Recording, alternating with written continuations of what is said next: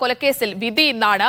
13 വയസ്സായ വൈഗയെ ശീതളപാനീയത്തിൽ മദ്യം നൽകി അബോധാവസ്ഥയിലാക്കി അച്ഛൻ സനു മോഹൻ മുട്ടാർ പുഴയിലെറിഞ്ഞു കൊന്നെന്നാണ് കേസ്. കൊലപാതകം, തെളിവ് നശിപ്പിക്കൽ എന്നീ വകുപ്പുകൾക്ക് പുറമെ ജുവനൈൽ ജസ്റ്റിസ് ആക്ടും പ്രതിക്കെതിരെ ചുമത്തിയിട്ടുണ്ട്. റിനു, ഈ ഒരു കേസിൽ നമുക്കറിയാം 2 വർഷത്തിനിപ്പുറം ഇന്ന് വിധി വരികയാണ് വൈഗ കൊലക്കേസിൽ. അതായത് കേരള മനസാക്ഷിയെ ഞെട്ടിച്ച ഒരു കേസായിരുന്നു. കൂടുതൽ സംസ്ഥാനങ്ങളിലെത്തി പോലീസിന് തെളിവുകളും സാക്ഷികളെയും ഒക്കെ കണ്ടെത്തേണ്ട ഒരു സാഹചര്യം ഉണ്ടായിരുന്നു. ഇപ്പോൾ 11 മണിയോടെ വിധി പ്രതീക്ഷിക്കുന്നു. എന്തൊക്കെ കാര്യങ്ങൾ പ്രതീക്ഷിക്കാം ഇന്ന് കോടതിയിൽ?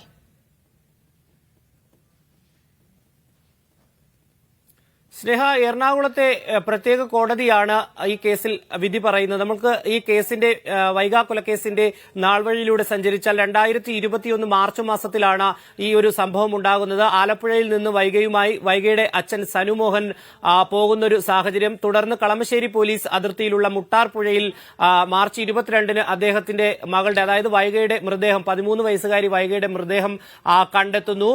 തുടർന്ന് 2 ദിവസം അച്ഛൻ സനുമോനും ഇതുമായി ബന്ധപ്പെട്ട്, അല്ലെങ്കിൽ ഈ പുഴയിലേക്ക് പെട്ടുപോയിട്ടുണ്ടാകാം എന്നുള്ളൊരു സംശയത്തിൽ 2 ദിവസം അവിടെ പരിശോധന ഫയർഫോഴ്സ് നടത്തുന്നു. പിന്നീടാണ് ഈ വൈഗയുടേത് കൊലപാതകമാണ്, അച്ഛനാണ് കൊന്നത്, എന്നിട്ട് അദ്ദേഹം ഒളിവിൽ പോയി എന്നുള്ള ഒരു നിഗമനത്തിലേക്ക് പോലീസ് എത്തുന്നത്. തുടർന്നുള്ള കൃത്യമായിട്ടുള്ള അന്വേഷണം 4 സംസ്ഥാനത്തിലടക്കം അന്വേഷിച്ച് തെളിവുകൾ ശേഖരിച്ച് കർണാടകയിലെ കാർബാഗിൽ നിന്ന് ഇദ്ദേഹത്തെ അറസ്റ്റ് ചെയ്യുന്നു, സനുമോഹനെ അറസ്റ്റ് ചെയ്യുന്ന ഒരു സാഹചര്യം ഉണ്ടാകുന്നു.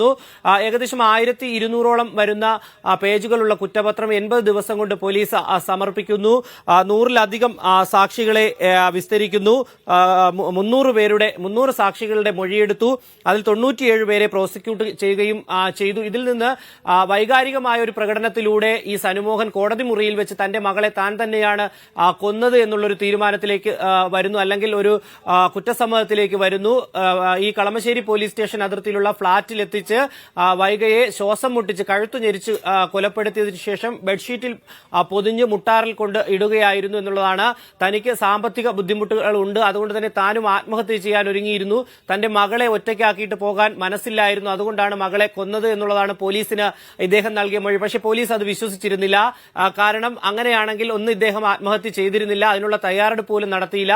മറ്റൊന്ന്, കാർ ഉൾപ്പെടെ വിറ്റ് പൈസ സമാഹരിച്ചുകൊണ്ട് കറങ്ങി നടക്കുന്ന ഒരു സാഹചര്യമാണ് ഉണ്ടായിരുന്നത്. പോലീസ് തെളിവുകൾ ശേഖരിച്ചുകൊണ്ട് കൃത്യമായി പഴുതടച്ച് അന്വേഷണം നടത്തിയതിലൂടെ കുറ്റവാളിയായ അച്ഛനെ കണ്ടെത്തി, കർണാടകയിൽ നിന്ന് കണ്ടെത്തുന്നു.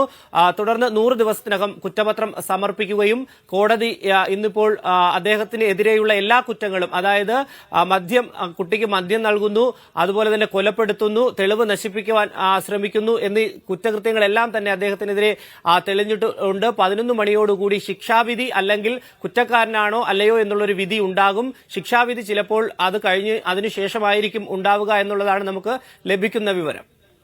ശരി. കൊച്ചിയിലെ വൈഗ കൊലക്കേസിൽ അച്ഛൻ സനു മോഹനെതിരായ വിധി ഇന്നുണ്ടാകുമെന്നാണ് പ്രതീക്ഷിക്കുന്നത്. 11 മണിയോടെ എറണാകുളത്തെ പ്രത്യേക കോടതി വിധി പറയും. റിനു ശ്രീധർ നൽകുകയായിരുന്നു വിവരങ്ങൾ.